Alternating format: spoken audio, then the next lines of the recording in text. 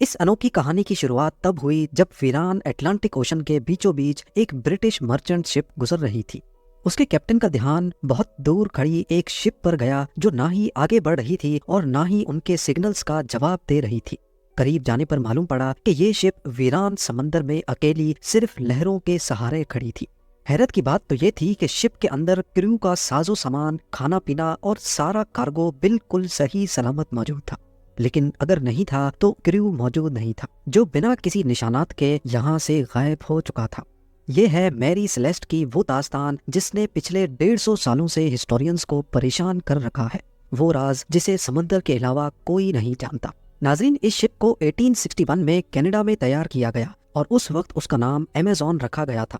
अपने शुरुआत के कई सफरों में ये छोटे मोटे हादसों का शिकार हुई थी। यही वजह है कि ये शिप हादसात के बारे में काफी मशहूर थी, लेकिन अभी तक इसने कोई बड़ा हादसा फेस नहीं किया था। अपनी ओनरशिप बदलते बदलते जब ये कैप्टन बेंजामिन ब्रिग्स के पास आई तब इसका नाम मैरी सेलेस्ट रखा गया था। ये न्यूयॉर्क में 7 नवंबर 1872 का एक खुशगवार दिन था। मैरी सेलेस्ट नामी ये शिप साहिल पर खड़ी थी और इस पर सामान लोड किया जा रहा था। मैरी सेलेस्ट में इथेनॉल के 1700 बैरल्स लोड किए गए, जो कि पीने वाला नहीं बल्कि इंडस्ट्रियल यूज का अल्कोहल होता है। इसको ये सारे बैरल्स न्यूयॉर्क से इटली के शहर जनुआ तक बजरिया अटलांटिक ओशन लेके जाने थे। इस शिप में टोटल 10 लोग सवार थे, जिसमें शिप के कैप्टन बेंजामिन स्पूनर ब्रिग्स, उनकी बीवी और उनकी 2 साला बच्ची समेत 7 क्रू मेंबर्स भी मौजूद थे। सफर शुरू करने से पहले शिप में किसी किस्म का कोई मसला नहीं था और वो आसानी से बिना किसी रुकावट के सफर पर रवाना हो गई। ये सफर करीब 7500 किलोमीटर लंबा था और नॉर्मली उस दौर में इतना बड़ा सफर करने में कई दिन नहीं बल्कि कई हफ्ते लग जाते थे। याद रहे कि तब जीपीएस या एडवांस्ड कम्युनिकेशन डिवाइसेस भी नहीं होती थी जिससे कैप्टन के साथ राब्ता बनाया जा सके। मैरी सेलेस्ट को न्यूयॉर्क से निकले 3 हफ्ते गुजर चुके थे और मामूल के मुताबिक कई हफ्तों के बाद अब उसकी जनुआ के पोर्ट पर आमद का इंतजार बढ़ता जा रहा था। लेकिन इतने वक्त के बाद भी मैरी सेलेस्ट का कोई अता पता नहीं था। यहाँ तक कि मैरी सेलेस्ट के बाद न्यूयॉर्क से निकली दूसरी शिप्स अब जनुआ तक पहुंचना शुरू हो गई। अब परेशानी बढ़ती जा रही थी कि आखिर मैरी सेलेस्ट इतने हफ्ते गुजर जाने के बाद भी मंजिल पर क्यों नहीं पहुंच पाई। मैरी सेलेस्ट के रवाना होने के 10 दिन बाद एक और ब्रिटिश शिप को भी न्यूयॉर्क से निकलकर इसी रूट से होते हुए जिब्राल्टर तक जाना था। ये डिग्राटिया नामी एक ब्रिटिश मर्चेंट शिप थी जो कई हफ्तों के बाद 4 दिसंबर 1872 को एजोर्स आइलैंड के करीब पहुंची थी। ये समंदर का वो हिस्सा है जहां नीले आसमान और समंदर के अलावा कुछ दिखाई नहीं देता।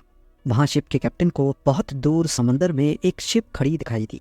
कैप्टन ने नोटिस किया कि वो शिप पानी पर आगे नहीं बढ़ रही बल्कि सिर्फ एक ही जगह पर खड़ी है। समंदर के इस हिस्से में ऐसा मंजर देखकर कैप्टन को शक हुआ और उन्होंने उसे दूर से ही कई सिग्नल्स भेजे, लेकिन जब आगे से कोई रिप्लाई नहीं आया तो कैप्टन ने उसके करीब जाने का फैसला किया। करीब पहुंचने पर मालूम पड़ा कि ये कोई और नहीं बल्कि कैप्टन के ही दोस्त की मैरी सेलेस्ट नामी शिप थी, जिसको न्यूयॉर्क से निकले अब पूरा 1 महीना गुजर चुका था।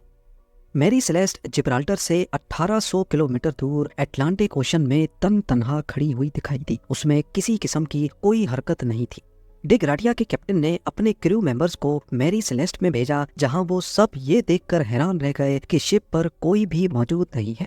1 महीने पहले जो न्यूयॉर्क से 10 लोगों के साथ निकली थी, वो सारे लोग आखिर समंदर के बीचों बीच कहाँ गायब हो गए? यही सवाल अब डिग्राटिया के कैप्टन को भी खाए जा रहा था। पहले तो उनको लगा कि शायद शिप पर कोई हादसा हुआ है, लेकिन जब उन्होंने मैरी सेलेस्ट का जायजा लिया तो पूरी शिप बिल्कुल सही सलामत मौजूद थी। कैप्टन और उनकी फैमिली का सारा सामान और क्रू मेंबर्स के कपड़े तक भी बिल्कुल अनटच्ड हालत में मौजूद थे। ना सिर्फ इतना बल्कि जो गुड्स लेकर वो जनुआ तक जा रहे थे वो भी बिल्कुल सही सलामत पड़े थे। यहाँ तक के शिप पर क्रू के लिए खाने का जो स्टॉक पड़ा था वो भी अभी तक वैसे ही मौजूद पड़ा था। थोड़ा और जांच पड़ताल के बाद कैप्टन के रूम से एक लॉग बुक मिली। ये लॉग बुक पहले शिप कैप्टन्स अपने पास रखते थे, जिसमें शिप की मेंटेनेंस और इश्यूज के बारे में लिखा जाता था। उस लॉग बुक में मैरी सेलेस्ट के कैप्टन ने आखिरी एंट्री 25 नवंबर की सुबह 8 बजे की थी, यानी जिस दिन ये शिप इस हालत में पाई गई थी उससे भी 10 दिन पहले। इसका मतलब था कि करीब 10 दिनों से ये शिप वीरान अटलांटिक ओशन में खड़ी थी। डिग्राटिया के कैप्टन ये सारा माजरा देख तो रहे थे, लेकिन उनको कुछ समझ नहीं आ रहा था। इतने में उनकी नजर लाइफ बोट वाले सेक्शन पर पड़ी तो वहां उनको लाइफ बोट नजर नहीं आई।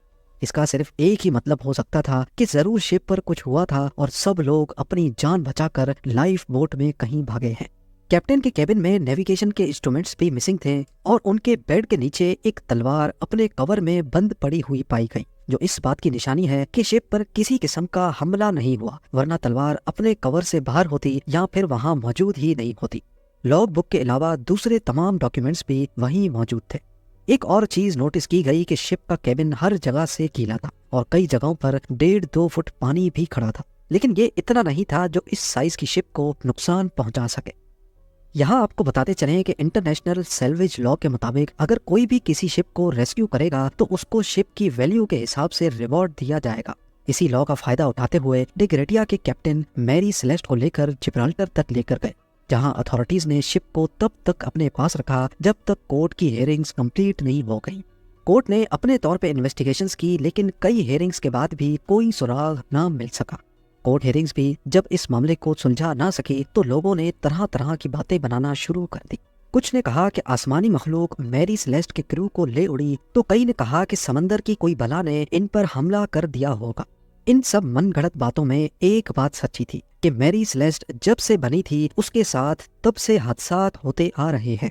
एक बार ये दूसरी शिप से टकराई, लेकिन मामूली टक्कर के बावजूद भी वो शिप डूब गई।